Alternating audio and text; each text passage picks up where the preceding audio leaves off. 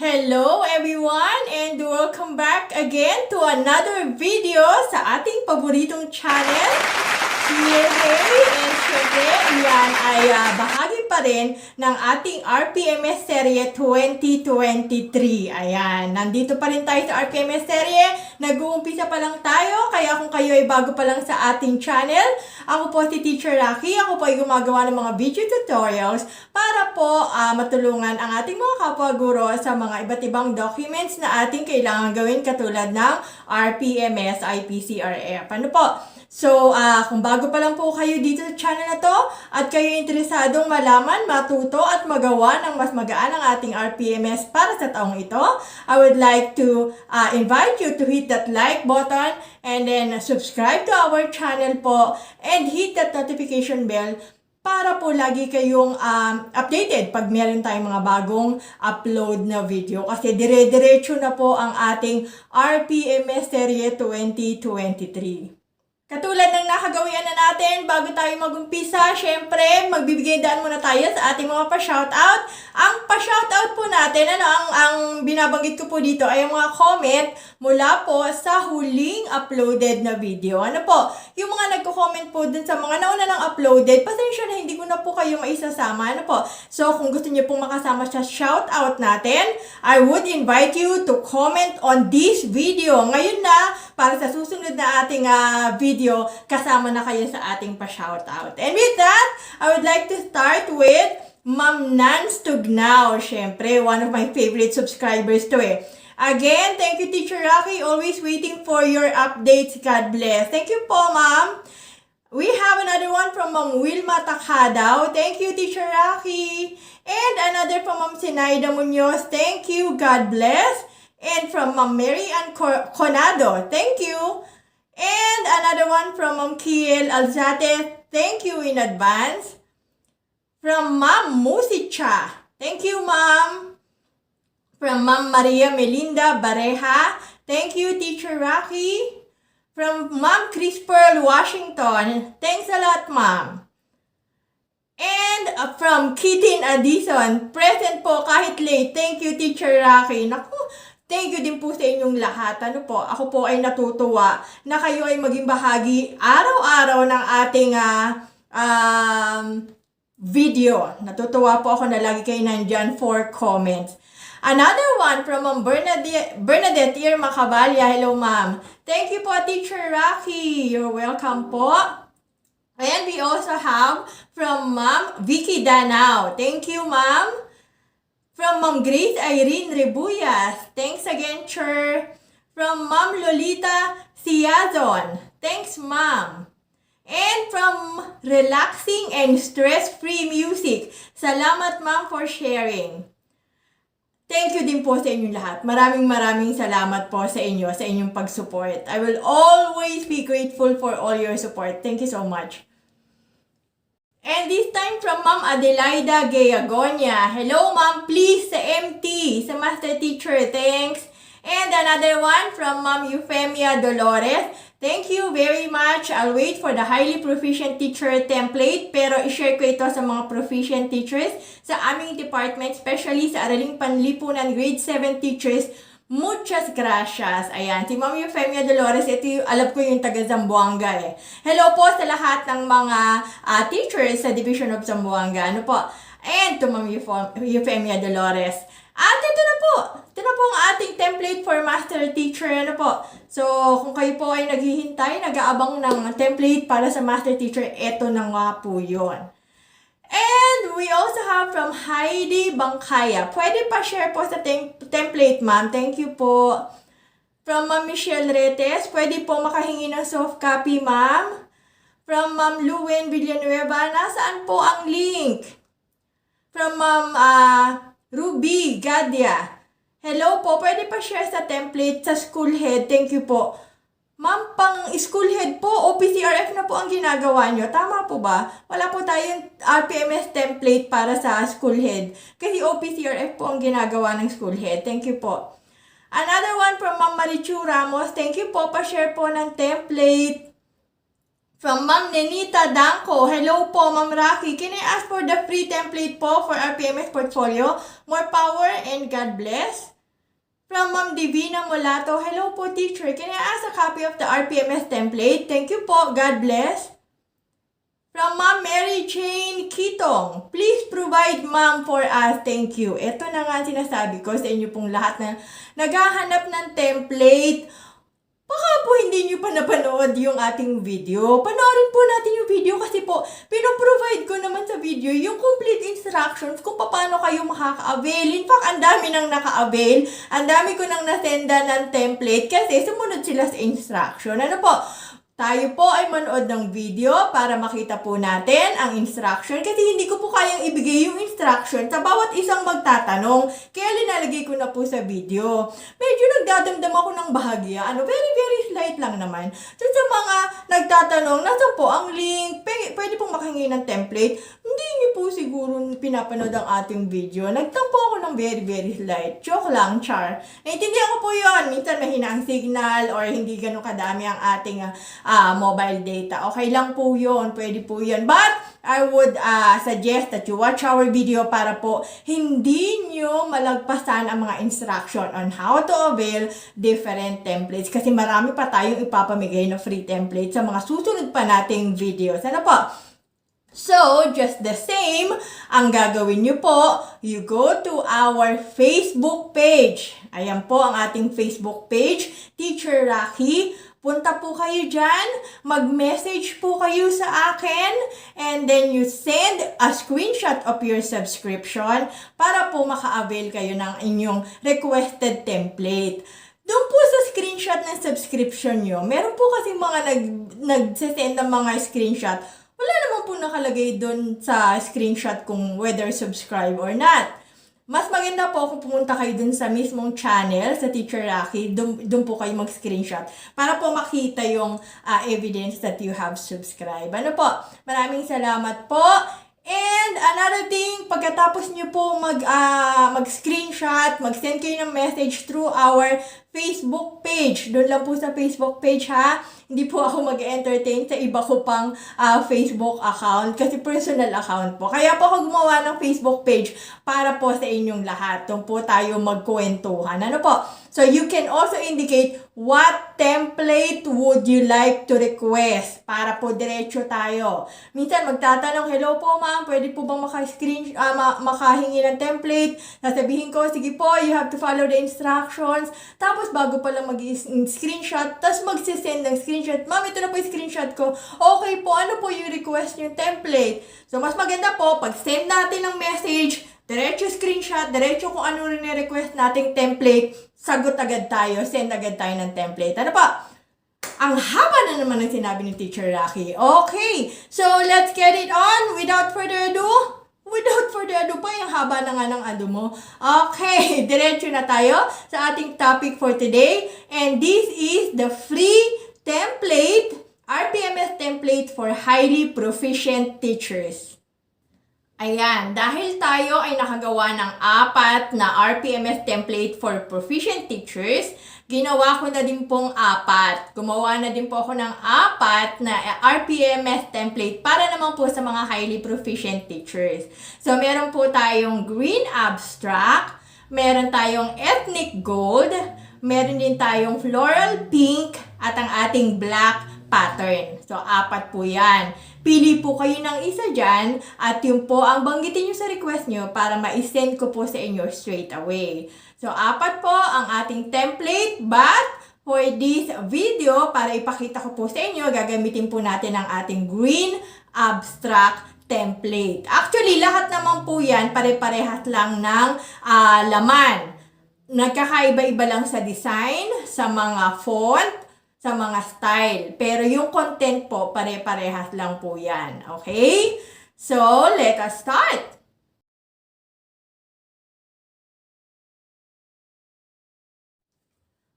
Okay, so to start with, umpisahan natin sa pag-discuss ng schedule and distribution of classroom observable indicators across quarters for highly proficient teachers.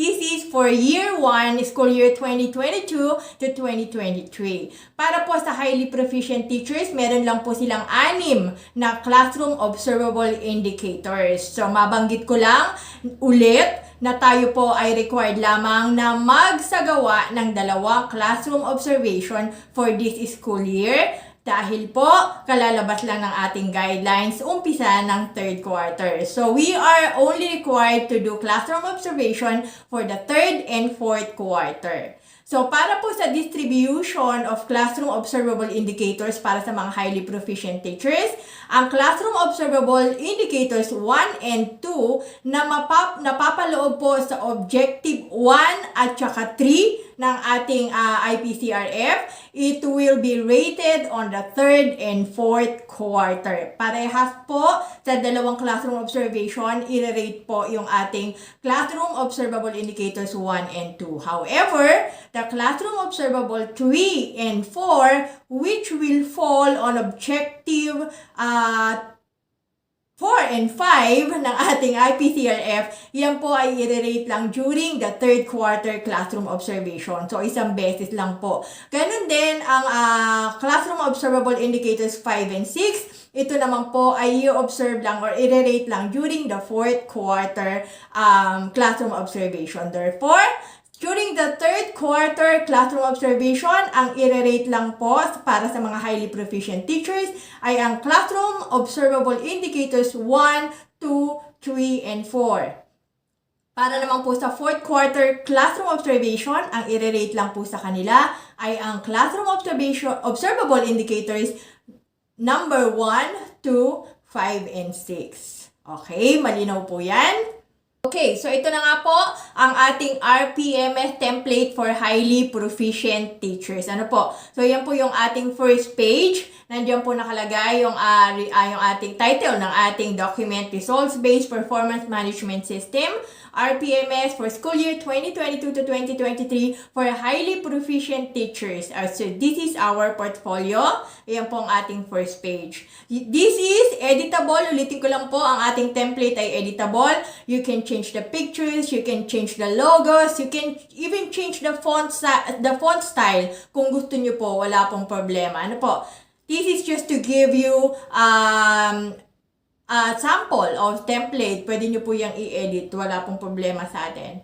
So, we'll turn on to the next page, which is the table of content. Katulad po ng nabanggit ko na dati, hindi po kasama sa guidelines ang table of contents. I just inserted this to our template para po mas madaling mahanap at makita ni observer or ni rater yung nilalaman ng ating portfolio. Ano po?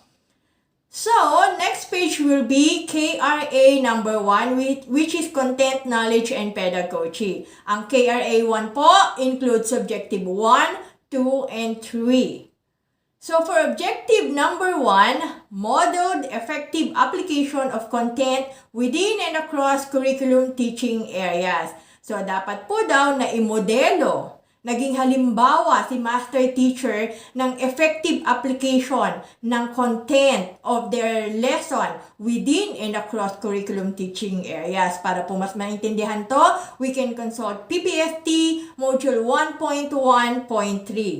Para sa objective na to, ang means of verification po natin is the Classroom Observation Tool, Rating Sheet, or Inter-Observer Agreement Form. Usually, wala namang Inter-Observer Agreement Form para sa highly proficient teachers kasi po ang kanilang observer or rater usually is the school head alone. Ano, yun lang po.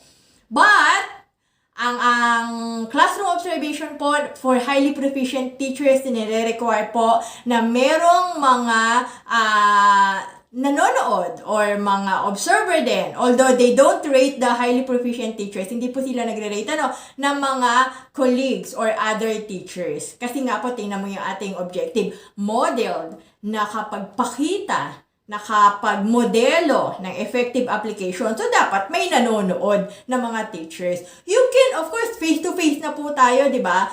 you can do classroom observation po with your class. Ano po, yung pong actual na klase natin. Pero, kailangan po, pag highly proficient teachers ang magpapa-observe, meron pong teachers na nag-o-observe din. Ano po? Makikita niyo yan dito sa ating means of verification. So, yung classroom observation tool po, rating sheet or inter-observer agreement form. Sa baba, kung mapapansin nyo, ayan nakalagay, and proof of attendance of colleague or colleagues. So, dapat meron pong attendance ng ating mga kasamahang guro sa kanilang classroom observation.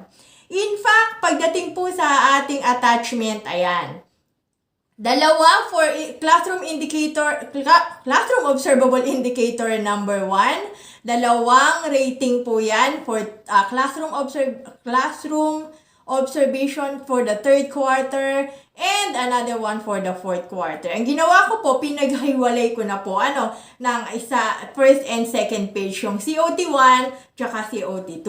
Pero parehas lang po yan na nilalaman. So for example, ang ating pong attachment, yung ating COT rating sheet. Pagkatapos, meron din po tayong slot para sa proof of attendance of colleagues. Importante po kasi na may attendance, na may mga nanood na colleague during our classroom observation. So, this could either be an attendance sheet na pirmado ng ating mga teacher with date.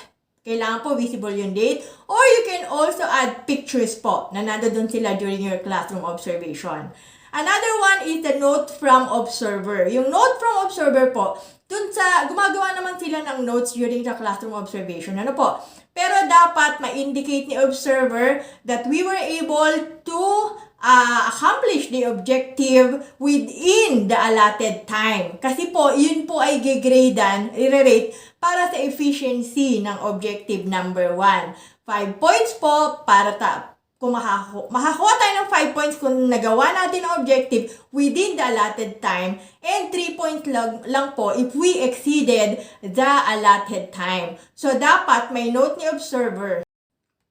So, dapat po may pakita natin yung note ni observer that we were able to meet the objective within the allotted time para po maipakita natin what point or what rate did we get for the efficiency of objective number 1. Ano po? Kasi ang nire-rate po for classroom observable indicators is the quality. So, yung quality, makakakuha tayo ng 5 points if we get level 8 sa ating rating sheet, 4 points if we get level 7, 3 points if we get level 6, 2 points if we get level 5, and 1 point if we get level 4, or less, or no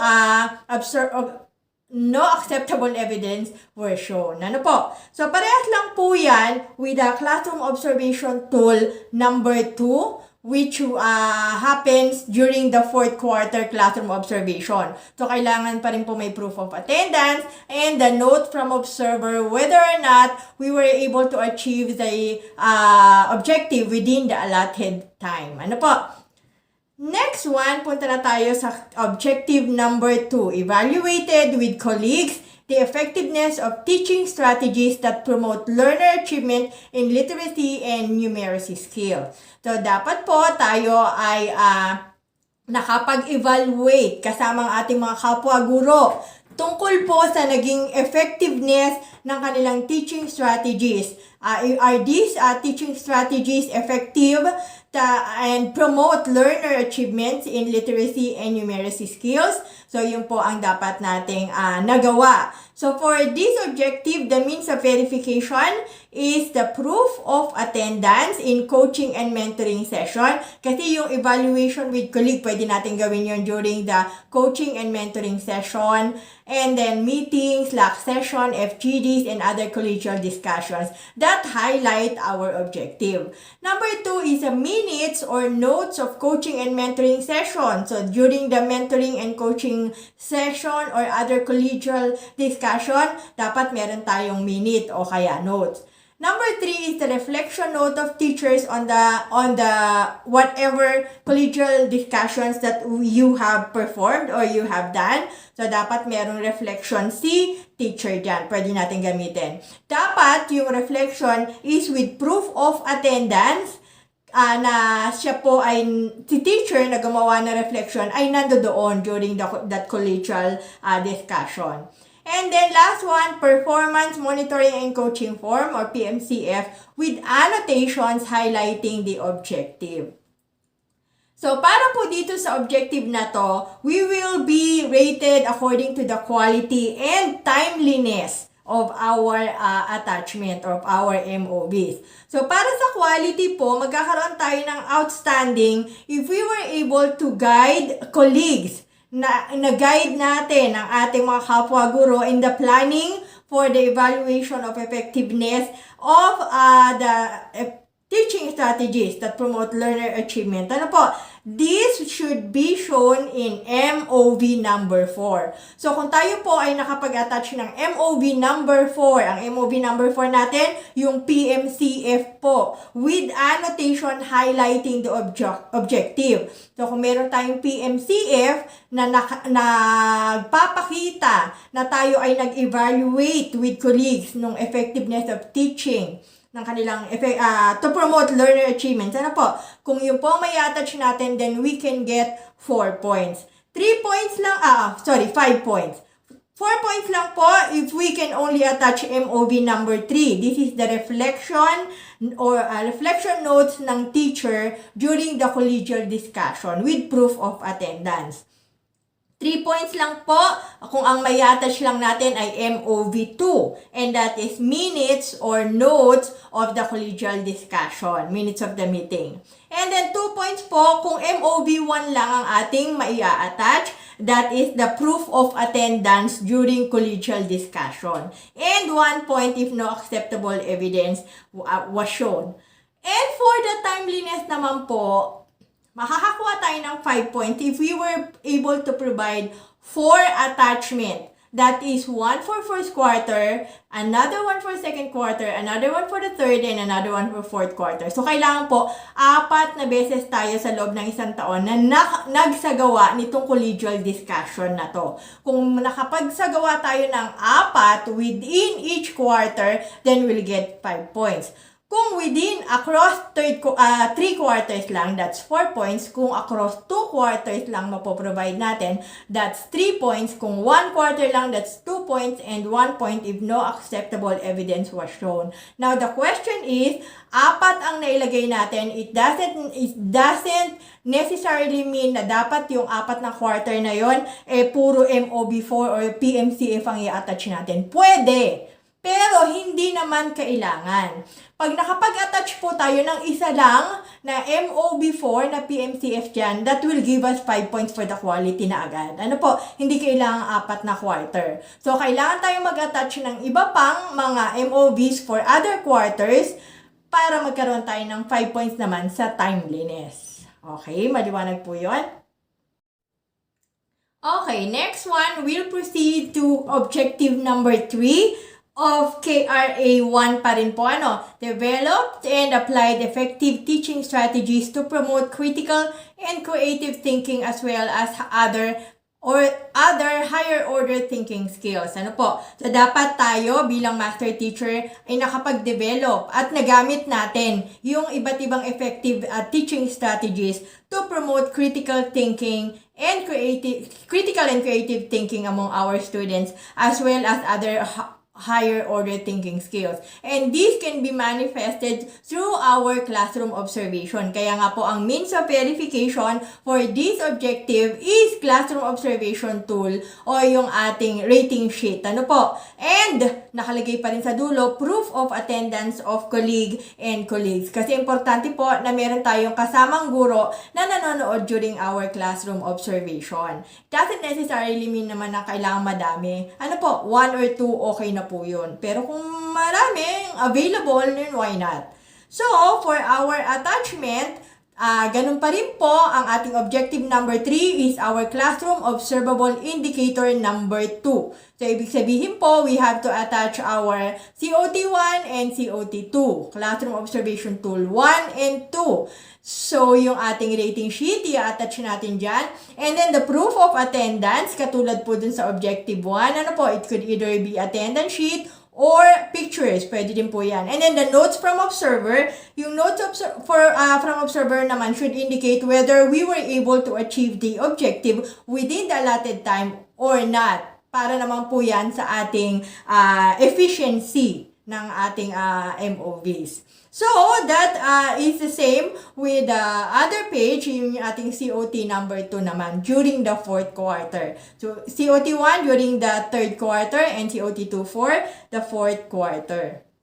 Next one, we'll proceed to KRA number 2, which is Learning Environment and Diversity of Learners. For this KRA, we have objective 4, 5, and 6.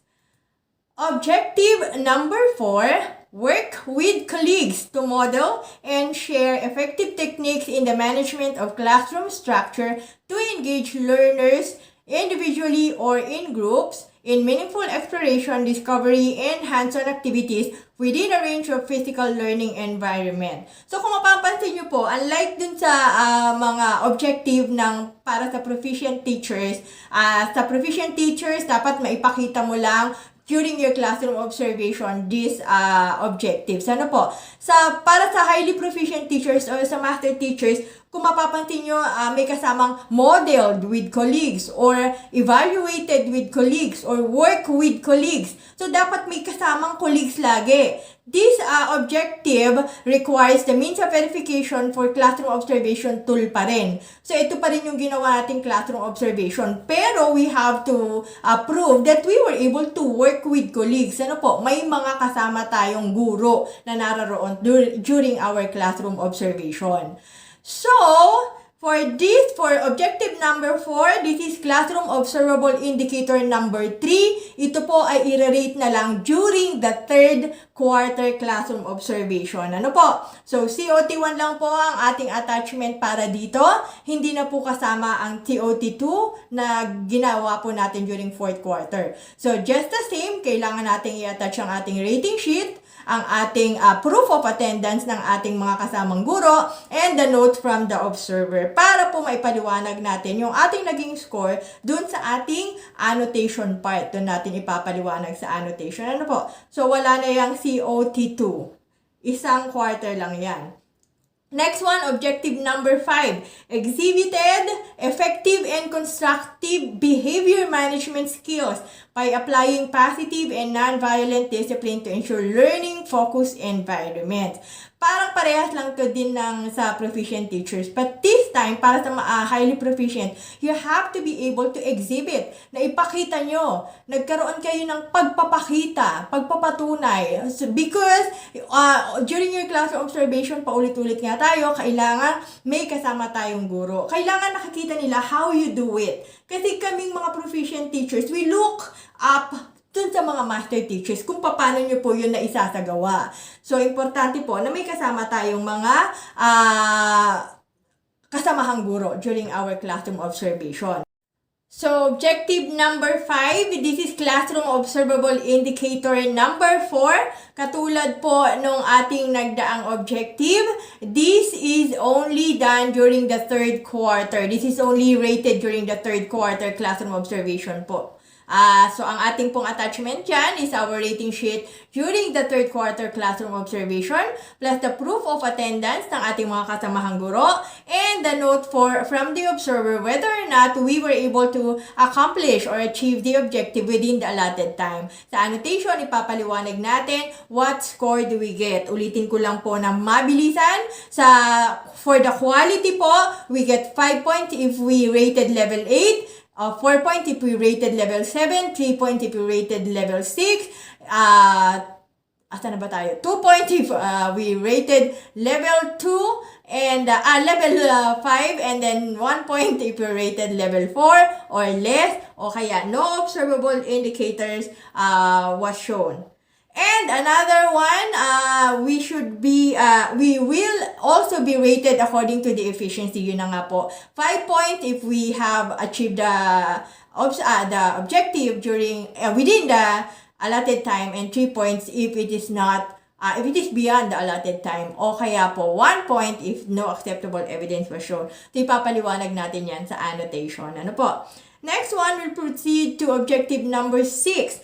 Work with colleagues to share differentiated, developmentally appropriate learning experiences to address learners' gender needs, strengths, interests, and experiences. So, dapat po may pakita natin na tayo ay nakipagtulungan sa ating mga colleagues para po ma-share ang iba't ibang differentiated, developmentally appropriate learning experiences para po sa iba't ibang klase ng ating mga learners. So, for this, ang means of verification po natin is another classroom observation tool with proof of attendance of colleagues. Objective number 6 po, fall on the classroom observable indicator number 5. Ibig sabihin po, this should be done during our 4th quarter. This is rated during the 4th quarter classroom observation only. So, ang attachment natin dito is our COT2, which is done during the 4th quarter, yung ating rating sheet, and then proof of attendance of colleagues, and the notes from observer whether or not we were able to meet the objective within the allotted time or not. Ano po? So, sa annotation, ipapaliwanag natin dyan kung ano po ang ating naging score. Next one, we are now on KRA 3, which is Curriculum and Planning. So, for KRA 3, we have objective number 7, 8, and 9. Objective number 7, develop and apply effective strategies in the planning and management of developmentally sequenced teaching and learning processes to meet curriculum requirements and varied teaching contexts. Ano po? So, dapat nakagawa tayo, nakapag-develop tayo, at ginamit natin ito, yung mga effective strategies para sa planning and management of developmentally sequenced teaching and learning processes. At ito po ay may papakita natin during our classroom observation. Ano po? So, classroom observation tool pa rin ang attachment natin dito. And objective number 7 fall on the classroom observable indicator number 6. Ibig sabihin, sa 4th quarter classroom observation lang po to i-rate. Ano po? So, COT2, 4th quarter, ang ating attachment, rating sheet, and then proof of attendance ulit. Note from the observer whether or not we meet the objective on the specified time, allotted time, and then our annotation that will explain about the rating that we get or the score that we get for this objective.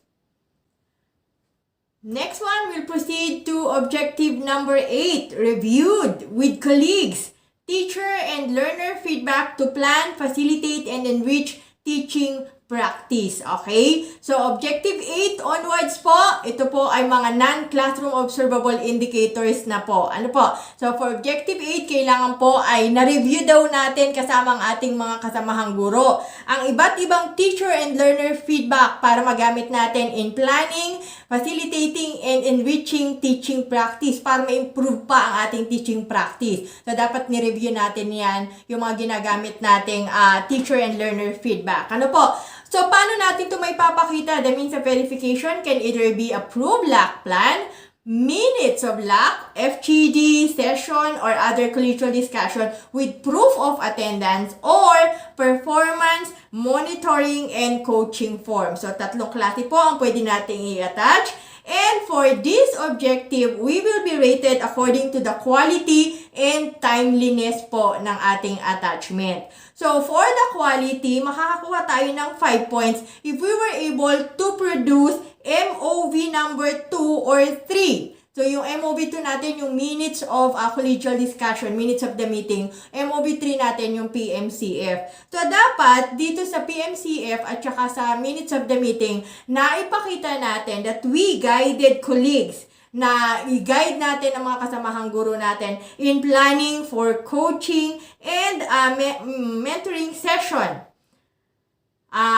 meetings or LAC sessions, FGDs, other collegial discussion to plan, facilitate, and enrich their teaching practice. So, dapat maipakita natin sa PMCF na to that we were able to guide the teachers on how they're going to plan about to enrich their teaching practice through the teacher-learner feedback. Ano po? So, makakuha naman tayo ng 4 points sa quality if we were able to synthesize discussion with colleagues. So, naipaliwanag lang natin, pero hindi natin naipakita that we were able to guide them. So, siguro na medyo theoretical lang. Ito dapat ang ginawa, dapat ganito, dapat ganyan, pero wala talagang application, kumbaga. Ano? So, we only get 4 points for that. We'll get 3 points if we were able to review with colleagues. Nagsagawa tayo ng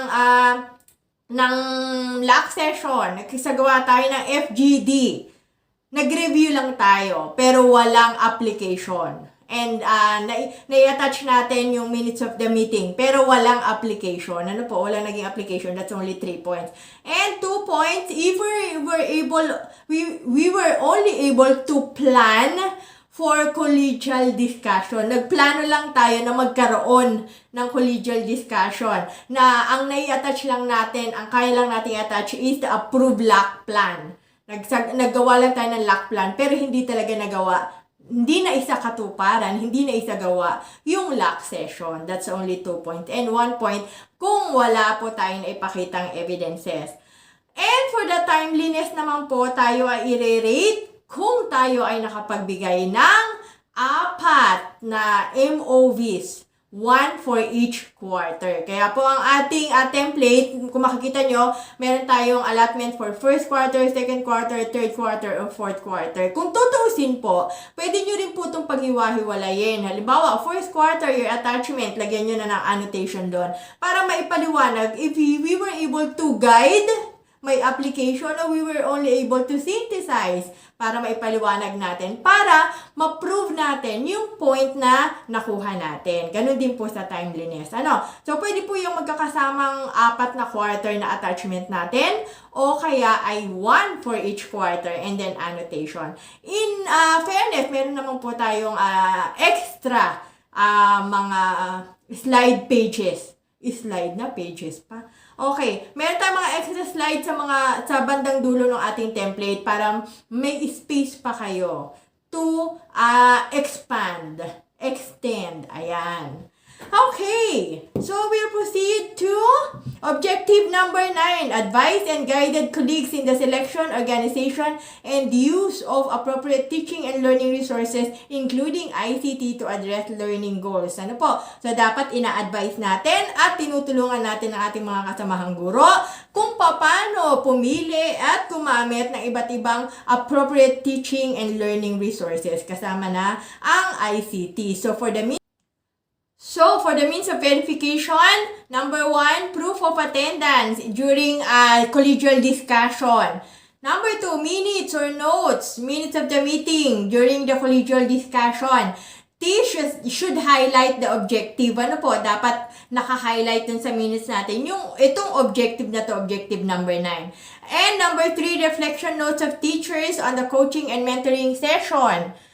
Yung mga kung ano-anong collegial discussion ang isinagawa natin. Of course, with proof of attendance na si teacher na gumawa ng reflection form ay naroroon during the collegial discussion. And number 4 is the PMCF. Ano po?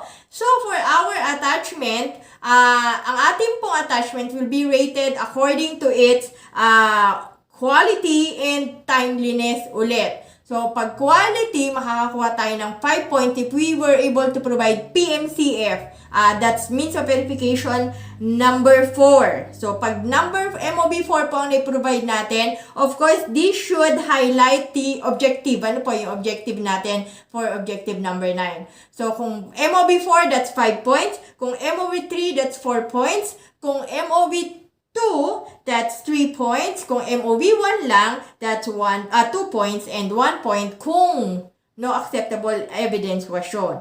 For the timeliness, kailangan po makapag-provide tayo ng MOB for each quarter. So, ibig sabihin po, kada quarter, dapat nagsasagawa tayo ng mga collegial discussion na to. And we have to make sure that on each collegial discussion, nafo-focus tayo or na-highlight natin yung objective natin dito sa IPCRF. Ano po? So, katulad ng sabi ko, pwede nyo yung paghiwa-hiwalayin per quarter yung attachment nyo. Pwede nyo rin naman gawing ganito na magkakasama yung 4 na quarter. Ano po? Basta may explain lang natin ng maliwanag sa ating annotation. Next one is KRA number 4, Assessment and Reporting, which includes Objective 10, 11, and 12.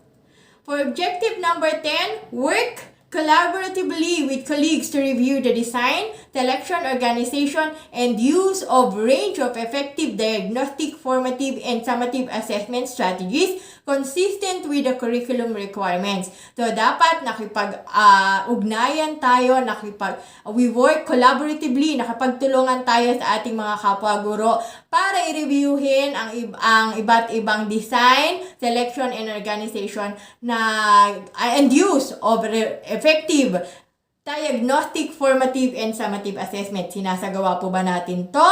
Ang means of verification, of course, proof of attendance during LAC session and other collegial discussion.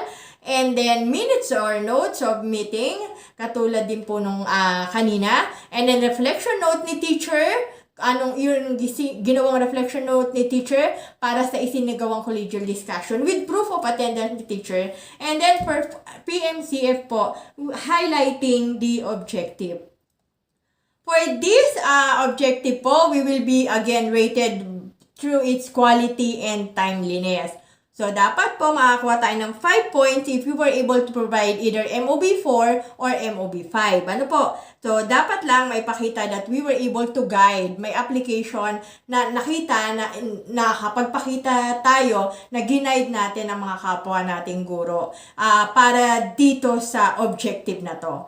And then, 4 points if we were able to add or attach MOV3 or 4 na ipakita lang natin that we synthesize discussion with our colleagues. And then 3 points if we were only able to conduct the meeting, walang naging application, nakapag-conduct lang tayo ng meeting na yun, collegial discussion. And then 2 points if we only nagplano lang tayo na magsagawa ng collegial discussion pero hindi naman naisagawa. That's 2 points. And then 1 point if no acceptable evidence was shown.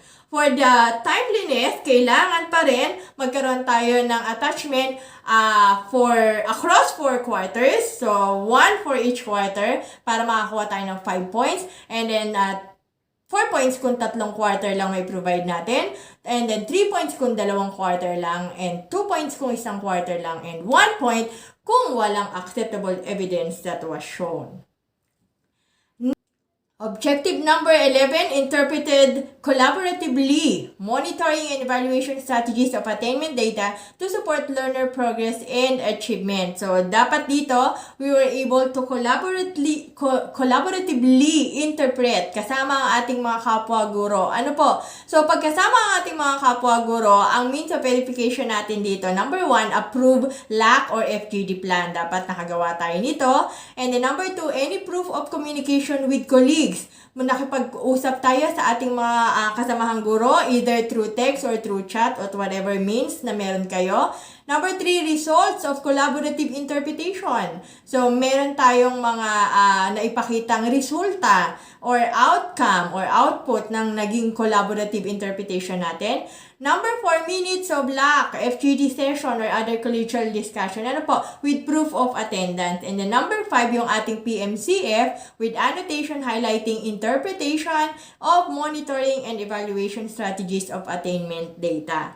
So for objective number 11, we will be rated according to the quality and timeliness. Again, ibig sabihin, for the quality, makakakuha tayo ng 5 points if we were able to provide at least for 1 quarter, MOB 4 or 5. And then 4 points if we provide MOB 3 or 4. And then 3 points if we were able to provide MOB 3 and 4, pero hindi po natin naisagawa. Conducted lang po. Conducted, coaching, and mentoring. Pero walang application. And then 2 points if we only plan for it as evidence in MOB 1 or 2. Nagplano lang tayo ng LAC session or other collegial discussion. And then 1 point kung wala tayong attachment. For the timeliness, katulad pa rin kanina, 4 na quarter po nire-require sa atin. So, kung 4, 5 points. Kung 3 quarter lang, 4 points. Kung 2 quarter lang, 3 points. Kung 1 quarter lang, 2 points. And 1 point kung wala tayong attachment. Next one is objective number 12. Applied skills in the effective communication of learner needs, progress, and achievement to key stakeholders including the parents or guardian. So, dapat nakapagsagawa tayo, nakapagpakita tayo ng kakayahan of effective communication of our learners' needs. Paano tayo nakikipag-communicate sa ating mga key stakeholders? So, for that, for objective number 12, ang means of verification, any one of the following documents highlighting the objective. Isa lang po dito sa mga to.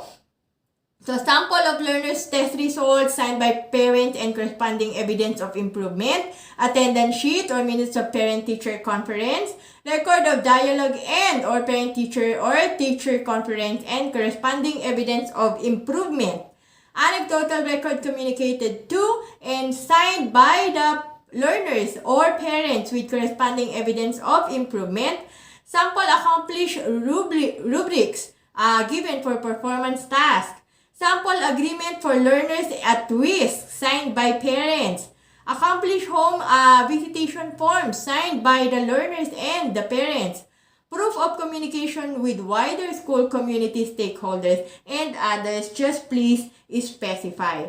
For this objective, we will be rated according to the quality and timeliness pa rin po. So, sa quality, makakuha tayo ng 5 points if you were able to utilize effective strategies to communicate learner needs, progress, and achievement to wider school community stakeholders. Yung mga needs ng ating learners ay naiparating natin into a wider school community sa iba't ibang stakeholders. Ano po? So, makakuha tayo ng 5 points. Kung tayo po ay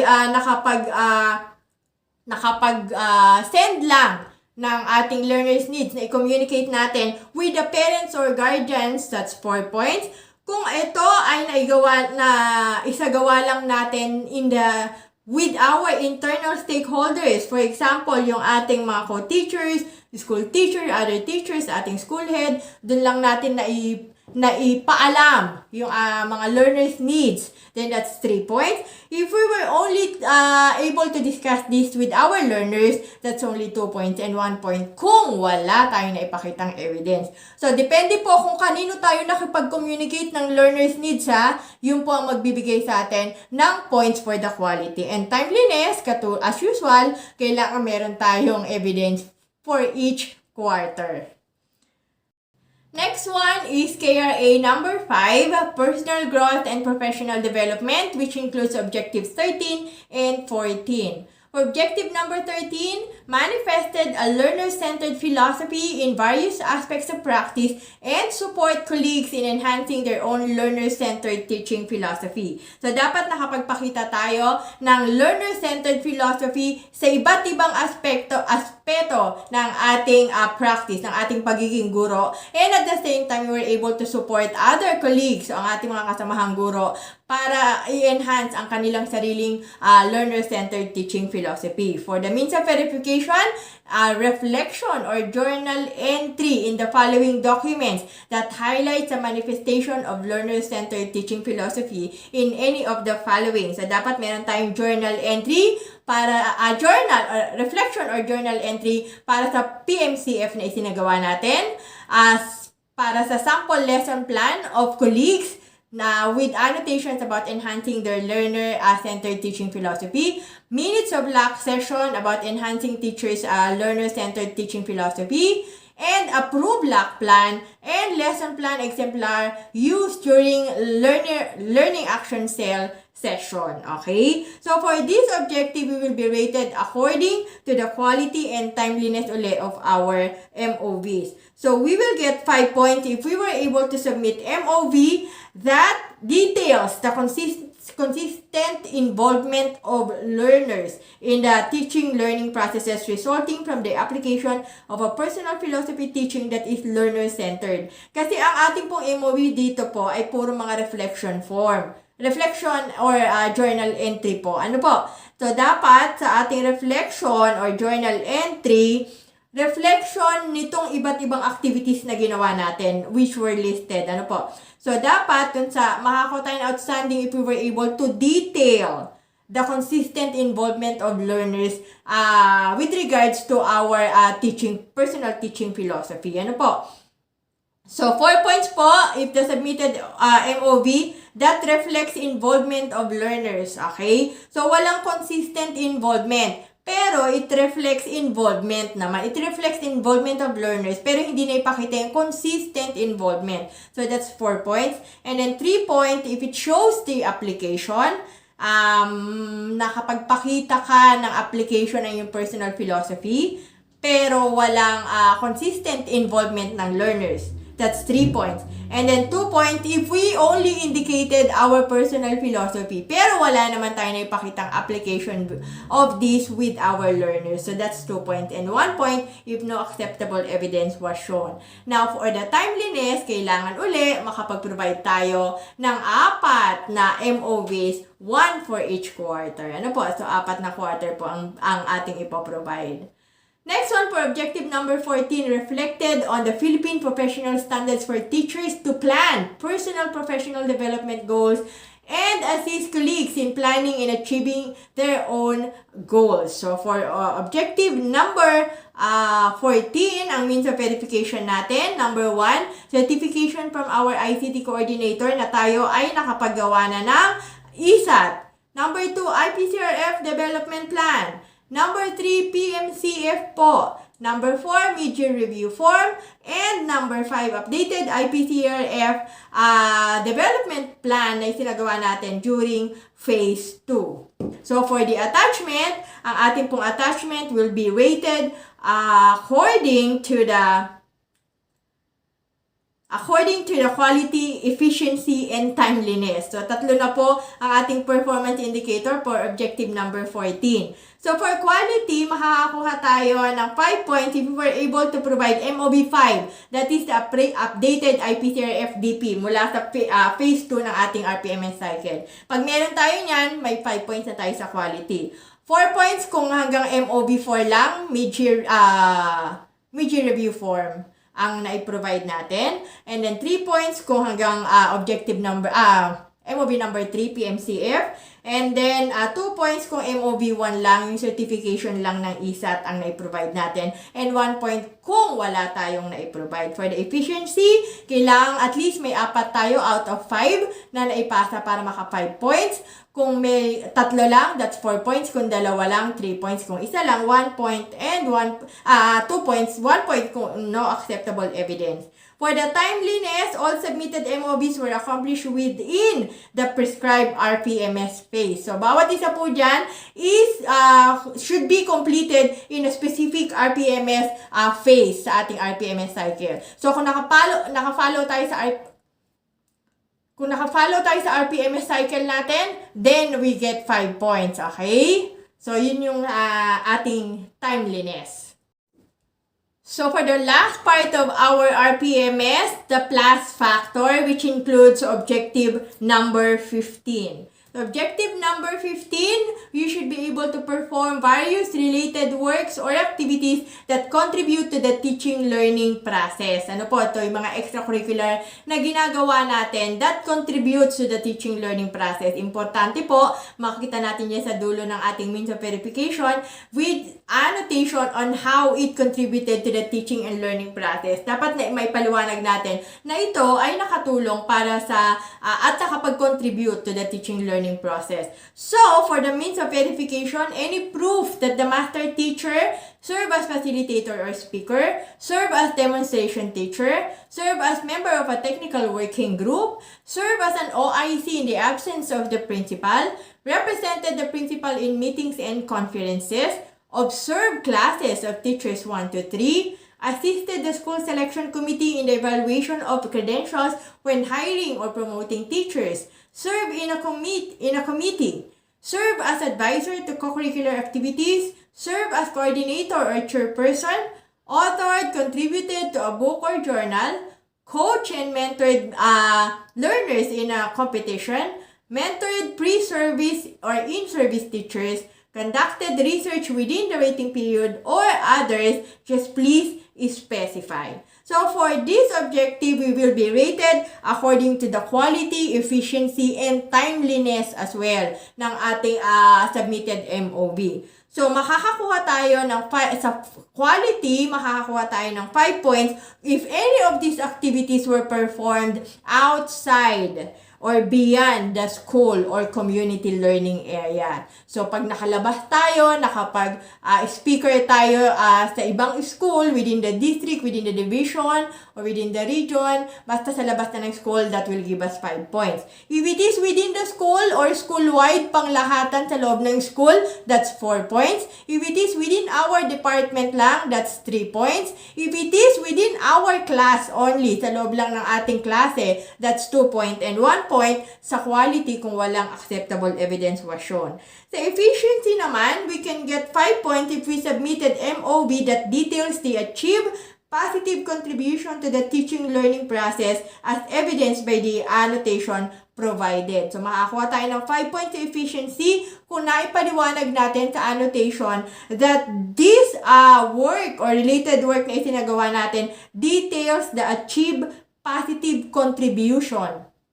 Naipaliwanag natin yung kung ano ang na-achieve natin out of this work, out of this related work. Ano ang na-achieve natin na positive contribution to teaching learning process. We get 4 points kung naidetalye lang natin kung ano ang pwede nating na-achieve. Pwede nating ma-achieve na positive contribution sa teaching learning process. 3 points if we only show reasonable interlap with the actual teaching learning process. Maaaring maging makatulong ang ating isinagawa sa teaching learning process to improve teaching learning process. And then 2 points if we only show considerate overlap with hence significantly affecting the performance of the actual teaching learning process. And then 1 point if no acceptable evidence was shown.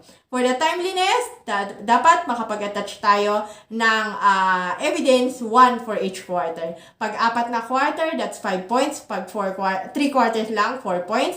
Pag 2 quarters lang, 3 points. Pag 1 quarter lang, 2 points. And 1 point if no acceptable evidence was shown. So that's it for our video for today. That is our example of RPMS template for highly proficient teachers. And ang ginamit po natin ay ang ating green abstract templates. If you would like to request for a highly proficient template, you just have to go to our Facebook page, Teacher Rocky Facebook page, at you have to send me a message through that FB page po. Send me a message which includes your screenshot of your subscription sa ating YouTube channel at kung ano pong template ang inyong nire-request. Ulitin ko, meron tayong 4 na available template. We have the abstract green, we have the ethnic gold, floral pink, and the black pattern. Ano po dyan ang gusto nyong i-request? So, I can send it to you straight away over Messenger. Okay? So, yan lang po ang gagawin nyo ha. Wala na po magtatanong kung paano makakapag-request. Sinabi ko na po. Ayan na po. And I would like to thank you again for being here with us, for watching this video. I hope you hit the like button kung nagustuhan nyo ang ating video for today. And kung hindi pa kayo nakaka-subscribe, please hit that subscribe button. Huwag nyo na din kalimutang i-hit ang notification bell sa bell all. Dapat naka-bell all yung inyong notification bell para hindi kayo malagpasan ng mga update natin sa pagpo-post natin ng mga video para sa ating RPMS serye. Okay, we'll see you again in our next video. God bless everyone and keep safe.